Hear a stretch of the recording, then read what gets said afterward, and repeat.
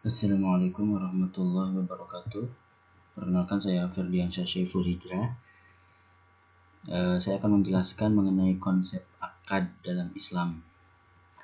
Sebelum kita masuk ke pengertian akad, pertama kita akan membahas mengenai apa itu fikih muamalah.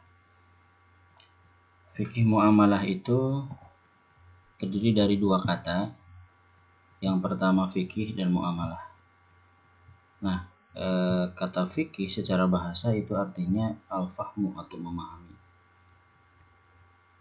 Dan secara istilah atau terminologis, arti fikih adalah ilmu tentang hukum-hukum syara yang amaliyah, artinya yang praktis, yang bersifat untuk diamalkan, yang digali dari dalil-dalilnya yang terperinci.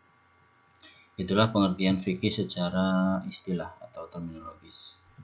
Sehingga dari sini bisa kita tarik kesimpulan bahwa fikih itu adalah ilmu amaliyah praktis yang digali dari dalil yang terperinci. Adapun muamalah secara terminologis adalah hukum-hukum syara yang berkaitan dengan urusan dunia. Nah, berarti ini pengertian yang masih umum. Bisa saja interaksi ini sangat banyak sekali jenisnya, segala macam jenis interaksi. Misalnya pernikahan juga masuk ke sana, kemudian zakat juga masuk ke sana. Cuma dalam hal ini, dan secara istilah, muamalah ini telah mengalami penyempitan istilah penyempitan makna. Artinya, muamalah ini khusus adalah hal-hal yang berkaitan dengan pengelolaan uang. Contohnya jual beli, syirkah, ijarah. Ya, syirkah jual kerjasama bisnis, ijarah itu kontrak kerja atau sewa menyewa. Nah, maka secara penggabungan, fikih muamalah itu ilmu tentang hukum-hukum syara yang menyangkut interaksi satu manusia dengan manusia lain. Ini adalah arti secara penggabungan dua terminologi ini, yaitu terminologi fikih dan juga muamalah.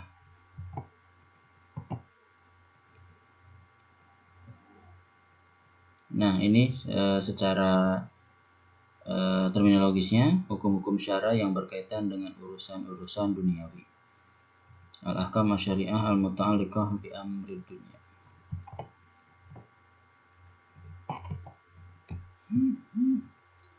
Nah, namun seperti tadi disinggung oleh saya bahwa muamalah di sini ini khusus mengenai pengelolaan harta benda atau tasarruf fil mal. Ya, maka fikih muamalah sering disebut juga fikih muamalah maliyah. Nah, tadi kan ketika diartikan secara harfiah, muamalah itu adalah interaksi. Artinya interaksi itu segala bentuk interaksi, ya. Bisa pernikahan, ya, politik dan sebagainya. Nah, maka secara terminologis atau secara istilah, muamalah ini diartikan sebagai interaksi yang berkaitan dengan pengelolaan harta benda. Sehingga fikih muamalah disebut juga fikih muamalah maliyah. Atau kita mengenalnya fikih bisnis atau fikih ekonomi. Nah, itulah pemirsa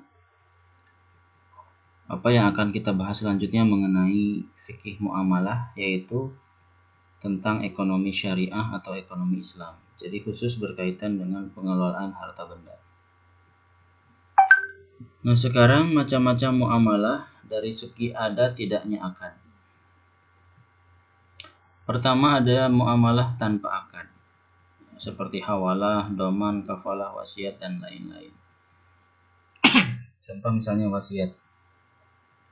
Ini berlangsung dari satu pihak saja. Tidak perlu ada akad dengan pihak lain. Maka muamalah itu ada juga yang tanpa akad. Dan yang kedua, muamalah yang dengan akad, ya, seperti jual beli, ijarah. Ijarah ini bisa bermakna sewa menyewa kalau berkaitan dengan barang, bisa bermakna kontrak kerja, kemudian syirkah dan lain-lain. Nah, sekarang kita mulai masuk ke pengertian akad.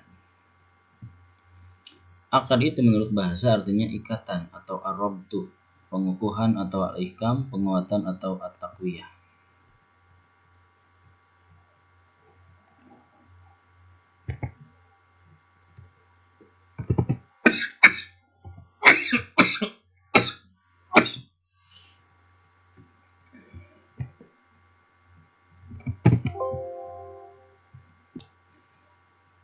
Mohon maaf tadi ada gangguan teknis sedikit. Kita lanjutkan. Akad menurut bahasa itu artinya ikatan, ar-rabtu, pengukuhan, al-ihkam, penguatan, at-taqwiyah. Misalnya saja dalam bahasa Arab itu contohnya aqadal hablaini. Artinya dia mengikat yang satu dengan yang lain. Jadi secara bahasa akad itu ikatan. Ikatan atau juga pengukuhan, penguatan, ada juga yang mengartikan simpul ya. Intinya segala sesuatu yang mengikat begitu ya, akad itu ikatannya gitu ya. Nah sekarang secara istilah ya. Pengertian akad secara istilah adalah ikatan ijab dengan qabul yang sesuai hukum syara yang menimbulkan akibat hukum pada objek akad.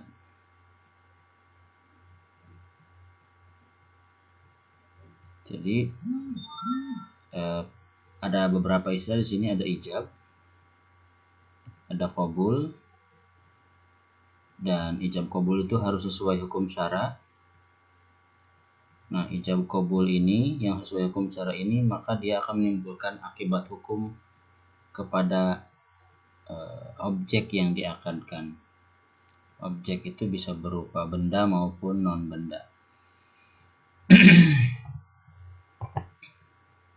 Nah, maka dari pengertian ini muncullah rukun akad. Rukun akad artinya sesuatu yang harus ada pada akad.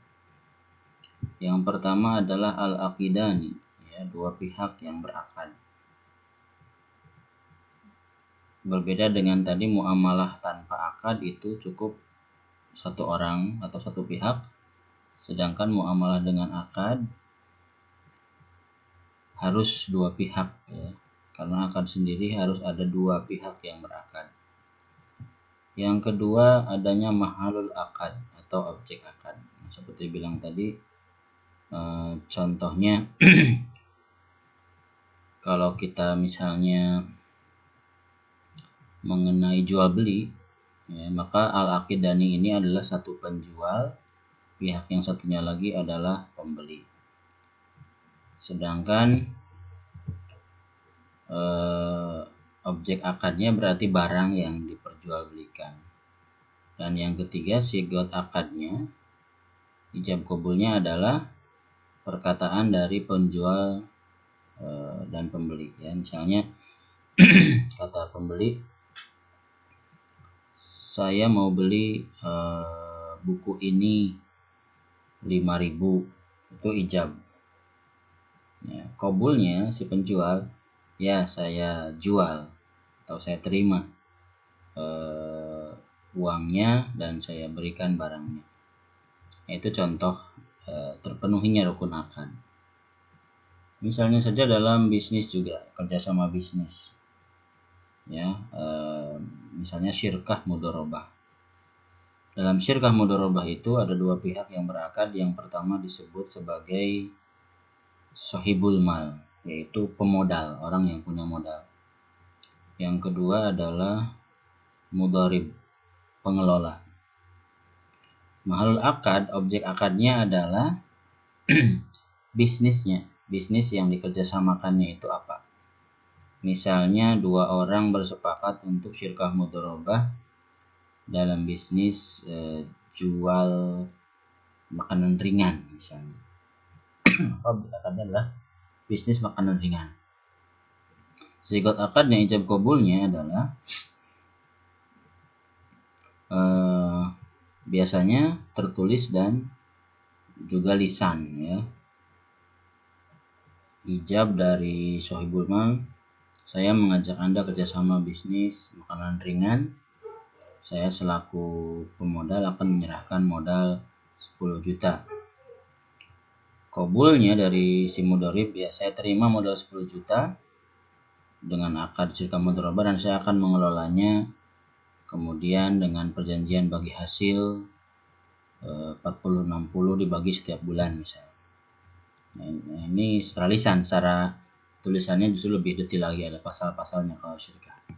Itu sebagai contoh saja ya, bahwa rukun akad ini dalam setiap akad 3 hal ini harus ada. Satu saja tidak ada maka akadnya batal atau batil. Nah, sekarang kita masuk ke akad yang sah dan tidak sah. Ya, seperti saya bilang tadi bahwa satu saja tidak terpenuhi rukun, maka dia tidak lagi sah. Artinya akadnya tidak bisa mengikat. Harus dibatalkan, harus ganti akadnya dengan terpenuhinya rukun. Jadi sederhana saja.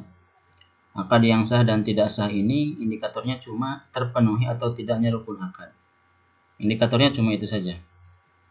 Terpenuhi rukun akad maka dia sah. Tidak terpenuhi rukun akad maka dia tidak sah. Itu saja. Nah, namun nanti kita lihat bahwa di tengah-tengah ini ada yang disebut nanti akad fasad, akad rusak. Nanti kita lihat ya. Nah, jadi di antara tengah-tengah atau bisa dikatakan di antara akad tidak sah ini bagi dua lagi. Gitu ya. Yang pertama akad batil.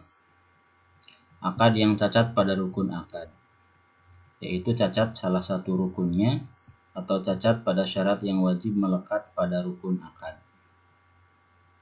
Jadi akad ini sudah tidak bisa diperbaiki. Ini sudah batal demi hukum ya.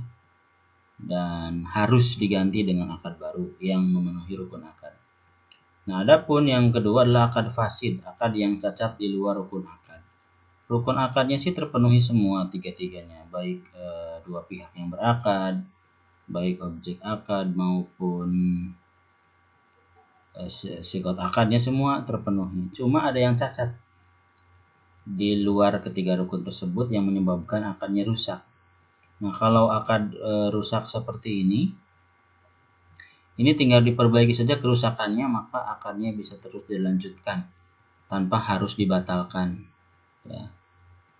Baik, pemirsa, itu saja dulu untuk pemaparan tentang akad bagian satu ini. Insyaallah kita berjumpa lagi di bagian kedua. Assalamualaikum warahmatullahi wabarakatuh.